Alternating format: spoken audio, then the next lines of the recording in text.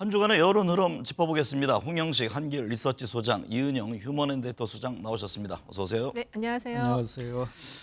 홍 소장님, 윤석열 대통령 지지율이 갤럽 조사에서 최저치를 기록했고 MBS에서는 소폭 상승했는데요.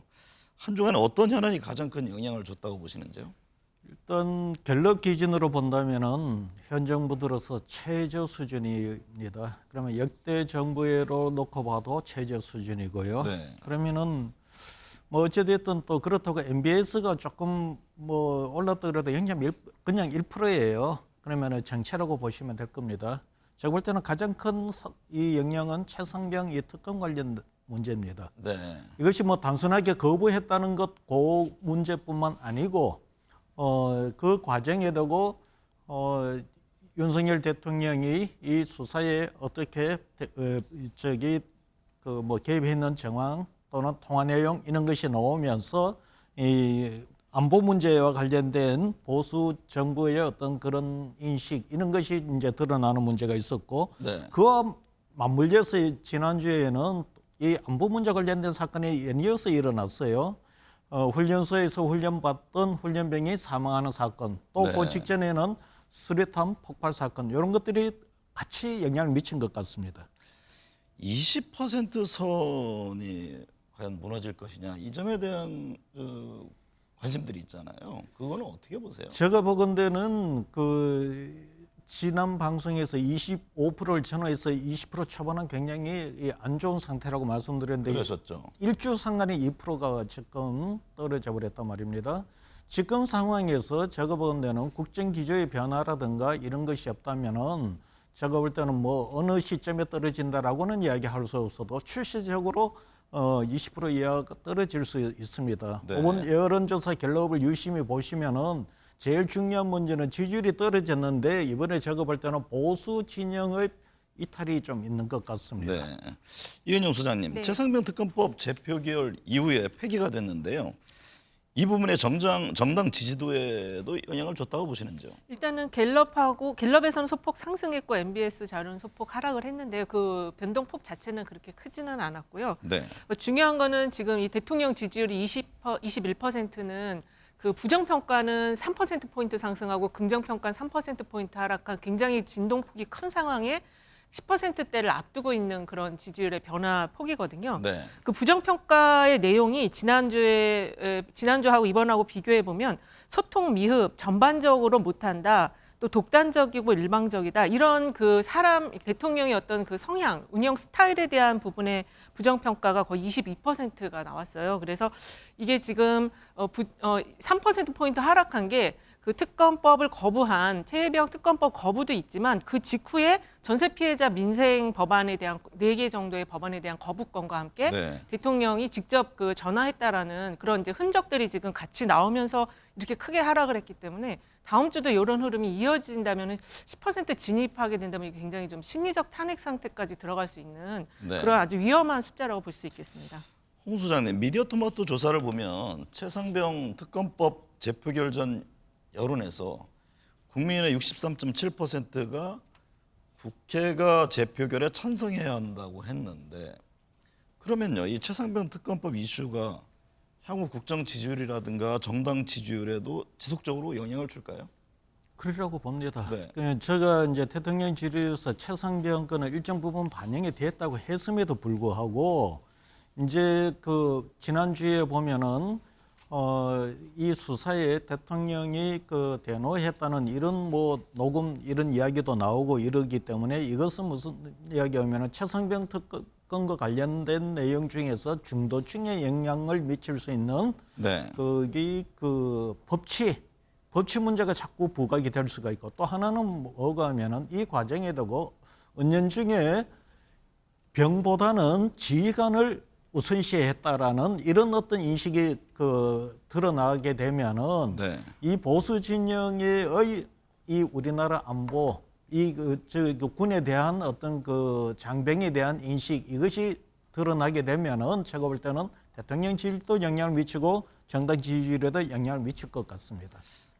한동안 부산지검 2차장 검사에 대한 국회의 탄핵 소추가 헌법재판소에서 기각됐습니다. 네.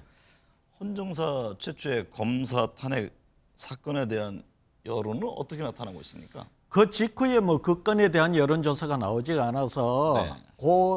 구체적으로 저기 기각된 거에 대해서 어떻게 했냐 그건 없지만은 그러나 이 쟁점의 사안은 현 정부 들어서서 간혹 체크를 해보면은 제가 프레임 여론이라고 하는데 그냥 국민 여론의 양분이 됩니다. 네. 그렇다고 해서 더 많이 나온다고 해서 그게 또 50% 넘지도 않아요. 그래서 제가 보건대는 이 건에 대해서는 이렇게 하더라도 설사 그 국회에서 뭐 이게 탄핵 소지가 헌법재판소에 되고 뭐 기각이 되더라도 제가 보건대는 역시 프레임 여론으로 그냥 지속될 네. 거로 보여집니다. 네. 이은영 소장님, 네. 민주당은 장관과 검사 등에 대한 국회 탄핵권을 적극 활용하겠다는 입장인데요. 네. 민주당의 국회 탄핵권 적극 활용에 대한 여론은 어떻습니까? 일단 아직 이거에 대한 뭐 여론 조사가 나온 거는 아니지만 네. 이 검사들의 어떤 그 증거 조작에 대한 부분에 있어서는 조사를 해보나 마나 이건 굉장히 부정적으로 나올 수 있거든요. 이번에 그 검사 탄핵과 관련한 사유에 대해서도 그 증거 조작과 관련해서 기소유예 처분이 나오니까 보복 기소를 했다라는 내용 때문에 이제 이 검사에 대해서 탄핵권을 활용한 것인데요. 네. 어쨌든 그 기각은 됐지만 헌재 헌법재판관원들의 의견은 그 추가적인 어떤 입법이 필요하다. 그래서 이 탄핵소추와 관련해서 뭐 기간을 제한한다라든지 이런 좀 추가적인 입법 보완이 필요하다라고 얘기를 했는데 아마 민주당의 경우도 이게 그 검사 탄핵권이 굉장히 장관이나 검사 탄핵권이 그 추후에 자기 개개인들의 활동에도 영향력이 크기 때문에 입법 보완을 통해서 조금 더 좀 제대로 된 수사를 할 수 있게 그리고 그것을 하지 못했을 때 책임성을 부과하는 입법 보완에 대한 논의가 있을 것으로 좀 생각이 듭니다. 연금 개혁 논의에 대한 이야기 해보겠습니다. 야당은 모수 개혁 먼저 처리하자는 입장이었고 여당은 뭐 구조 개혁까지 함께 해야 한다. 네. 그러면서 사실상 21대 국회에서 처리가 안 됐는데 국민들은 어느 쪽 손을 들어주고 있습니까? 뭐 이것도 역시 직후에 지금 여론조사가 정확히는 안 나오고 있습니다. 네. 그러나 이제 이거는 제가 볼 때는 국민들 세대 간의 그 입장이 좀 엇갈리지 않을까. 그리고 지금 뭐 당장 하는데 모수개혁, 구조개혁 이러니까 국민들도 이걸 잘 알 수가 없는 부분이고 네. 앞으로 이 문제에 대한 성격을 이제 찬찬히 이해를 하시면서 본인과의 이해관계를 연관지어 보면서 여론에 이제 영향을 미칠 거라고 봅니다. 지금 네. 당장으로 봐서는 제가 볼 때 이 소득을 좀 더 보장해 주자는 이 모수개혁은 40대, 50대 이런 층들이 더 선호할 거예요. 반면 이 구조개혁은 20대, 30대 이 미래 세대들이 더 선호할 것이고 네. 그래서 이거를 지금 여론조사를 하게 되면은 이해관계가 충돌이 되지만 어쨌든 지금 40대, 50대 인구 비중이 더 많기 때문에 아무래도 이 그 소득을 좀 더 보장해주는 모수개혁을 조금 더 선호할 가능성이 큽니다. 네. 실제 국회에 되고 이 연금개혁을 추진하면서 여론조사를 했다고 하는데 그거는 일반 국민의 여론조사가 아니고 공론조사를 해서 그 이 시민들 500명을 모아서 했을 때는 소득 보장안의 56%, 반면 재정 안정안은 42.6%예요. 근데 이걸 국민 여론조사를 했을 때 소득 보장안이 56% 이상 나올지는 저도 장담을 못 하겠습니다. 이은영 소장님, 네. 민주당이 연금 개혁에 이어 종부세 완화 카드 얘기가 일부 의원들을 통해서 흘러나왔잖아요. 네. 이게 중도층과 보수층 유권자 공략을 위한 움직임일까요? 일단은 지금 이제 대선과 또 지방선거 대선을 앞두고 있는 민주당의 입장에서는 중도층에 대한 공략이 가장 지금 중요한 시점이거든요. 네. 그래서 특히 이제 민주당이 가장 취약한 지역이 이제 취약한 어떤 정책이 부동산 정책인데 그 중에서도 이제 종부세 부분을 이번에 한번 손을 보자라는 내용이 좀 당내에는 있는 것 같습니다. 근데 그 고민정 최고가 그걸 꺼냈을 때 굉장히 당원들이 반발해서 민주당이 이거를 그 보완론으로 이제 일단은 가져간 상황이거든요. 네. 그리고 근데 지금 정부 안에 대해서는 징벌적 과세 체제에 대해서는 정상화하겠다라고 하는데 그 내용에 대해서 이제 그 징벌적 체제가 어떤 건지 그거를 민주당이 아마 실거주자에 대한 불이익이 없게 하고 노인 가구에 대해서는 좀 보완을 하는 이런 방향으로 해서 폐지는 못하더라도 보완책은 이번에 좀 손을 볼 것으로 좀 예상이 됩니다. 네. 홍 소장님, 여야가 새로운 당대표를 뽑는 전당대회 앞두고 있잖아요. 네. 국민의힘부터 살펴보면요. 당원 100%를 개정 논의에 착수할 예정이라고 하는데 지금 여권 지지자들 가장 선호하는 전당대 룰이 분석이 됩니까?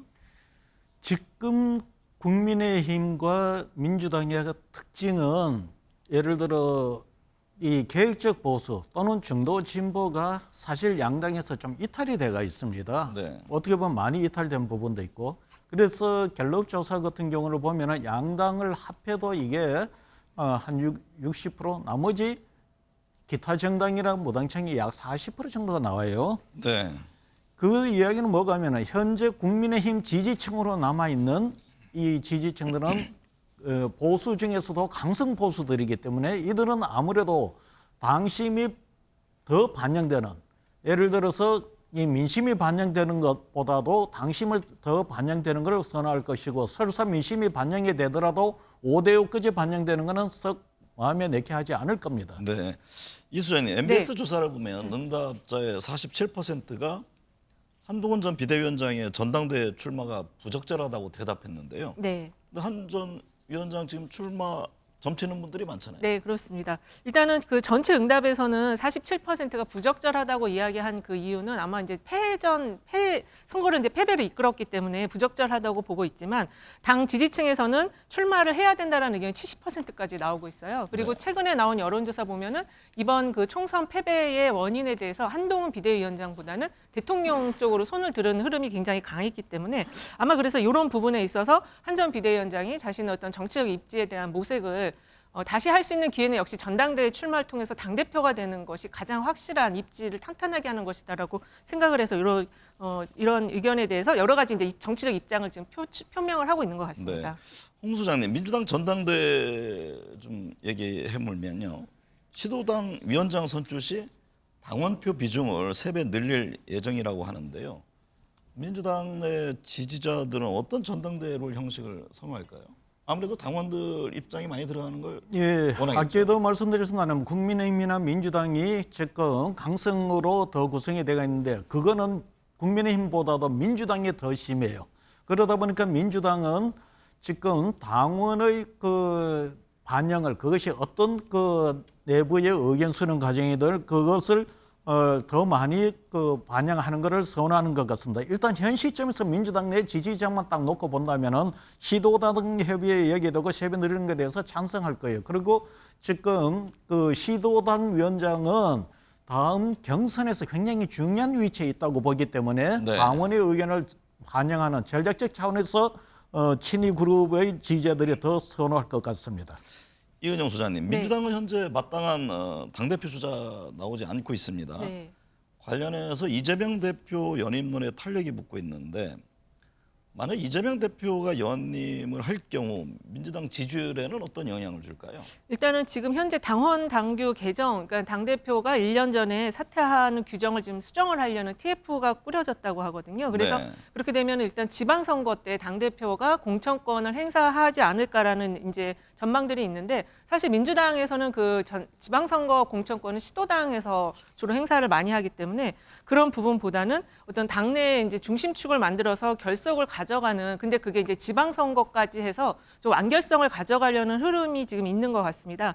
근데 그 당대표 연임이 이루어질 경우에 여전히 그 중도층 일부와 그다음에 수도권 또 충청권에서의 좀 부정적 여론이 있어요. 그래서 네. 지금 정책을 중립적으로 가져가고 중도층을 공략하고 그러면 산축으로는 당심을 강화하겠다 이런 큰 틀의 전략 방향을 가지고 연임에 대해서 좀 탄력을 붙여가는 그런 흐름이 있는 것 같습니다. 홍 소장님, 민주당이 추미애 의원 국회의장 후보 탈락 여파로 국회의장 경선에서 당원 투표 20% 반영을 추진한다고 하는데요. 이에 대한 여론은 어떨까요? 제가 보는 데는 그렇게 해서 긍정적이지는 않을 것 같습니다. 네. 지금 보면은 당대표의 20% 반영을 이야기하는데 이거는 시도당에서 그 당원의 그 반영 비율보다 많이 낮춘 거예요. 아마 민주당 쪽에서도 이것은 시도당의 어떤 그 이 당심을 반영하는 것보다는 부정적인 거라는 것을 염두에 두고서 하는 건데 예를 들어서 시도당 위원장이나 당대표는 그야말로 당내의 행사이고 당의 그 직이지만은 국회의장은 의장이 되는 순간 탈당하고 중립적인 위치에 되고 국회를 운영해야 된다는 그런 인식이 있기 때문에 여기 그 국회의장에 사실상 영향을 미치는 이 다수당의 이 국회의장 선출에 당원이 참여한다. 이거는 민주당이 생각하는 것만큼 그렇게 우호적이는 않을 겁니다. 이은영 소장님, 네. 한동훈 전 위원장이 꺼내든 지구당 부활을 놓고 국민의힘 내부에서 좀 찬반 논쟁이 가열되고 있는데요. 국민들은 지구당 부활을 어떻게 바라보고 있습니까? 일단 기본적으로 지구당 폐지한 게 그 차떼기 그 사건이 있었을 그렇죠. 때에 그 돈 먹는 하마라고 불리는 지구당 슬림화에 대한 요구에 의해서 폐지가 됐는데 사실 이제 폐지해 놓고 좀 지금까지 진행해 놓고 보니까 이 원외 지역 위원장들이 활동할 수 있는 공간 자체가 없다 그런 지적이 계속 나왔고 한동훈 전 위원장이 지구당 부활을 꺼낸 이유는 이번에 이제 총선 평가를 하면서 지역위원회가 굉장히 취약해졌는데 그거를 강화하기 위해서는 그 조직체가 필요하고 그거를 위해서 지구당이 좀 필요하다. 그리고 원외 그 위원장들에 대한 어떤 요구를 수렴하는 차원에서 이 이야기를 꺼낸 것 같아요. 근데 네. 지금 국민의힘 내부의 대선 주자들 사이에서는 이게 좀 입장이 지금 찬반 여론이 좀 갈리고 있는 것 같거든요. 근데 지구당을 좀 강화하자라는 거는 이재명 대표도 지금 찬성하고 있어서 그렇게 되면 이제 어떻게 이거를 강화할 거고 그 이제 후원이나 이런 것들을 어떻게 투명하게 할 것이냐 보조적인 어떤 추가 장치들을 잘 갖춘다면은 지역도 여러 국민들의 의견이 또 그렇게 부정적으로 가지는 않을 수도 있겠다 이런 생각이 듭니다. 홍영식 소장님, 미디어토마토 조사에 따르면 22대 국회에서 권력구조 개편을 포함한 개헌을 추진해야 한다는 응답이 과반을 넘었습니다. 개헌 문제가 22대 국회에서 본격화할 가능성이 있는데 만약 그렇게 되면 여야 각 당의 득실은 어떨까요? 일단 이 여론 수치를 보면은 59.2가 개헌을 추진해야 된다고 개헌을 추진해서는 안 된다가 21%입니다. 과반을 넘는 정도가 아니고 네. 거의 한 3배 정도가 개헌을 선호하기 때문에 여론은 상당히 크게 조성이 되었다. 그러면 이게 진행이 됐을 때 이것이 권력 구조가 어떻게 갈 것인가, 그 다음에는 정치적 그 이해관계가 어떻게 개입이 될 것인가 논란이 될 수가 있는데 어찌됐든 개헌이 되게 되면은 제가 보건대는 민주당 쪽에 좀 더 유리하지 않을까. 네. 어쨌든 이거는 정치적으로 공세적인 측면에서 민주당이 추진할 수 있는 사안인 거고 이 건은 특히 유력한 차기 민주당 대권 주자인 이재명 대표로 봐서는 사법 리스크와 관련해서 뭐 때에 따라서는 현직 대통령의 임기 이거는 현 개헌뿐만 아니라 과거의 개헌 논쟁 나올 때마다 항상 하는 이야기거든요. 네. 그렇게 했을 때 이 사법 리스크를 관리해야 될 기간이 짧아지기 때문에 민주당이 절대적으로 유리한 이슈가 되질 것 같습니다. 이은영 소장님, 네. MBS 조사에서는 4년 중임제 개헌에 대해서 동의한다는 응답이 55%를 차지했는데요. 네. 이거 어떻게 해석해야 할까요? 일단 이게 이 4년 중임제 그 내용이 뭐냐면 5년 단임제에서 4년 중임제로 변경하는 것에 대해서 동의율이 이렇게 높게 나온 거거든요. 근데 네. 이 숫자는 제가 볼 때는 그 최상병 그 특검과 관련해서 찬성한 여론도 요 정도 숫자가 대략 나왔던 것 같아요. 그래서 이게 이제 실제로 4년 중임제에 대한 찬성 의견도 있겠지만 최근에 그 대통령과 국정 운영에 대한 전반적인 거 봤을 때 좀 뭔가 변화의 출구로서 이거를 좀 찬성하는 것이 아닌가라는 생각도 들고요. 그리고 이걸 보면은 민주당과 또 조국혁신당 좀 진보 성향 계열에서는 찬성 의견이 한 거의 70%가 넘게 나왔고 네. 보수 쪽에서는 보수 성향층 쪽이나 국민의힘 쪽에서는 한 50% 절반 정도가 나와서 중도층의 의견이 중요한데 중도층도 역시 찬성 의견이 한 57%, 반대 의견이 38% 나왔습니다. 그래서 대체로 좀 우리 그 권력 구조 자체를 좀 바꾸자. 그리고 바꾸면서 책임성을 좀 더 강화시켜서 각 정책에 대해서 완결성을 좀 가져보자. 이런 의견으로 좀 보시면 좋을 것 같습니다. 홍 소장님, 북한이 탄도미사일 발사와 오물 풍성 등 도발을 지금 이어가고 있는데요. 북한의 도발이 국정 지지율과 정당 지지율 흐름에는 어떤 영향을 줄까요?